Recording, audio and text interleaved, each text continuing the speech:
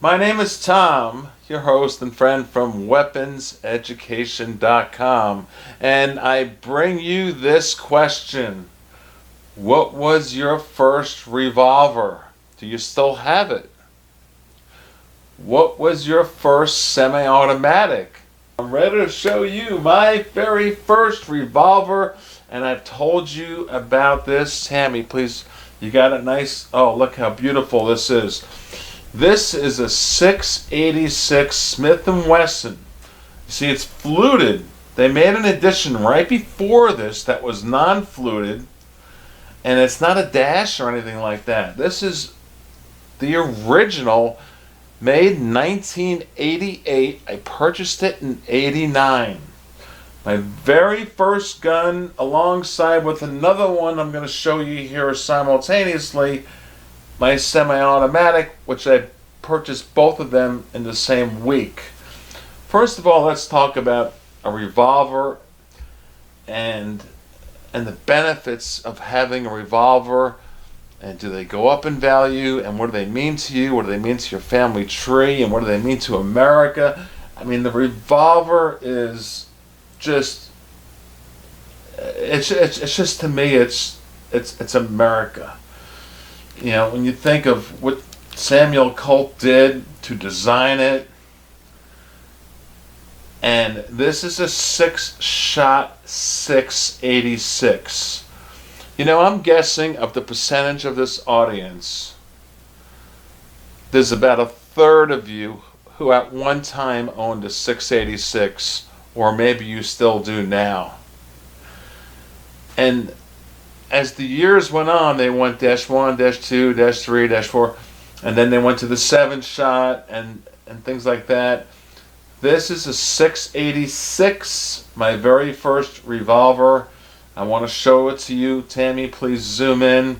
I kept it in pristine condition, but of all the guns in my collection, this revolver has more rounds through it than any gun I own by far. Because when I was a kid and when I got this, whoo-hoo, it was like I had the woods in the backyard, and it was just like shooting paint cans and water bottles and soda bottles and any kind of targets we can find. And this gun has not been modified one time, and it's still tight as a clam. When you close a revolver, by the way, you shut it by the crane right here. You don't slam the cylinder like that. You don't spin it and close it like they do in Hollywood. You close it softly to keep the timing properly, and then you hear it like that, you click it right into place. So this is my original 686, serrations on top. Here's the other side. Now I'm going to show you my second firearm, or you can almost call it my first also, because I bought them within days apart. And this is how I became a 10mm buff. This Colt Delta Elite. Alright, so imagine me being a young kid and getting that revolver and shooting a .357 Magnum, and a couple days later going back into a gun shop in Sarasota, Florida. I'm with a friend of mine, and he goes, "What are you going to get?" I said, "Well, I hear this 10mm thing is really, really a hot thing." This is 1989. Okay, 88, 89. And I said, "Look at this gun. It's beautiful." He goes, "Is that what you're going to get?" I go, "This is what I'm buying today." So my first two guns in the same week was that revolver I just showed you and the Colt Delta Elite 10mm. This gun has at least 15,000 rounds easily through it, and it is as tight as a clam. It's as gorgeous as the day I purchased it.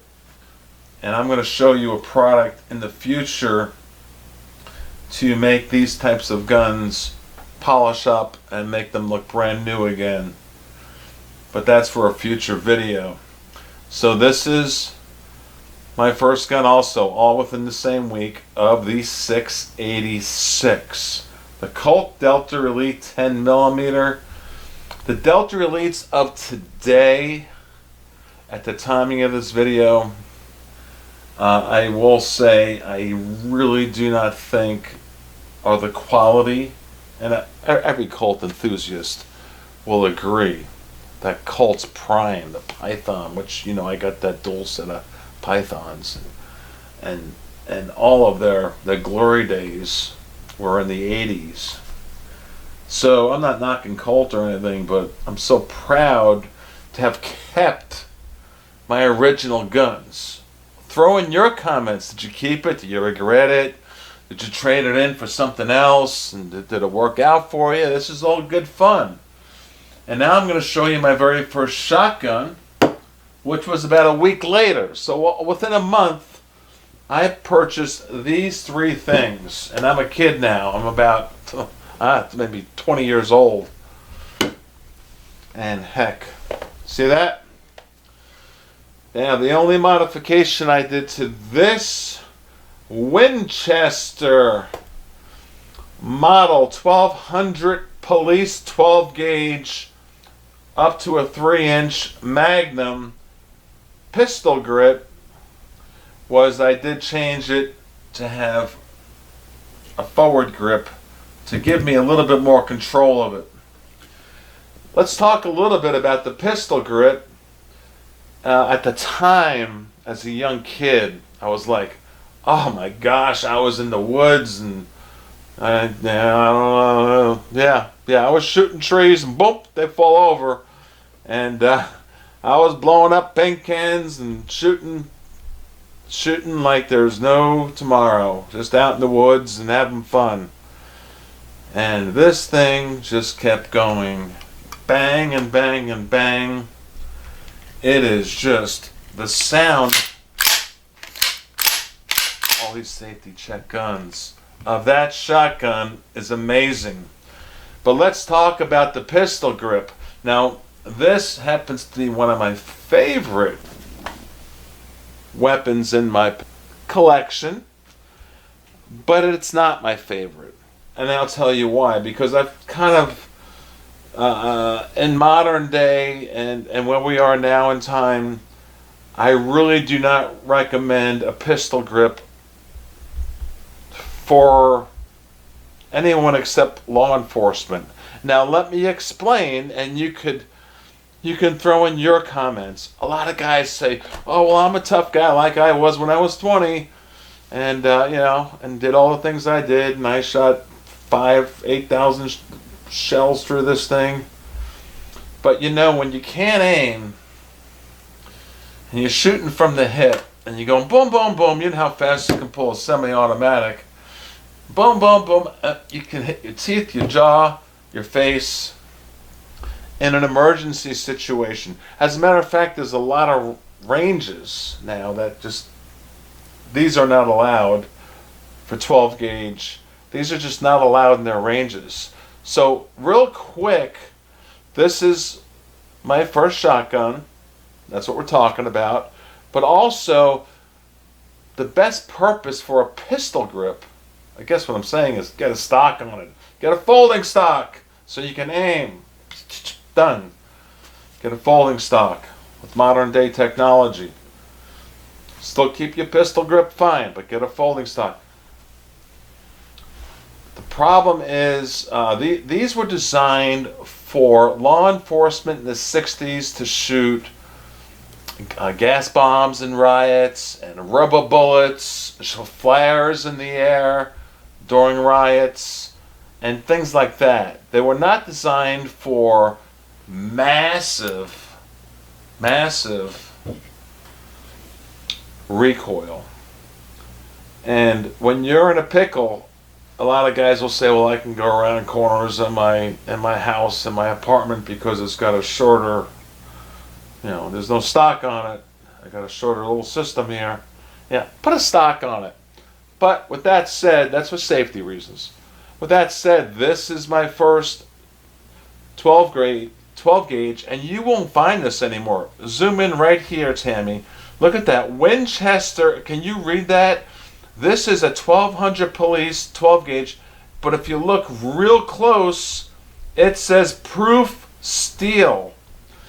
This is the best steel made. You can't get shotguns like this unless you get them custom made. Proof steel, as good as it gets.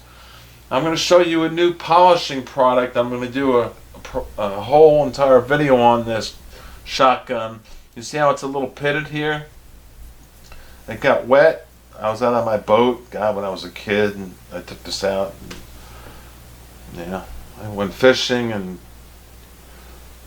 and shot things for bait and all that kind of stuff, and the salt water got to it. But there's products now that's been around for 25 years that you're not aware of, and I'll let you know what that is. I'm going to make this look brand new, like magic, and that's a separate video. But these are my first 3 guns: revolver, semi-automatic, shotgun. If you want to throw in your AR, throw it in. And there you go. My name is Tom. Please ring that bell. Let me know what you think. We're all in this together. We're fighting the Second Amendment.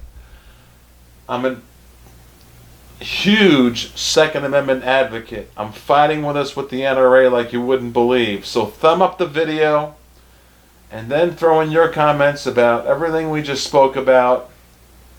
And let's make sure that we all join the NRA. As a matter of fact, I'll put the NRA link below, because if you're not a member of the NRA, we're in big trouble.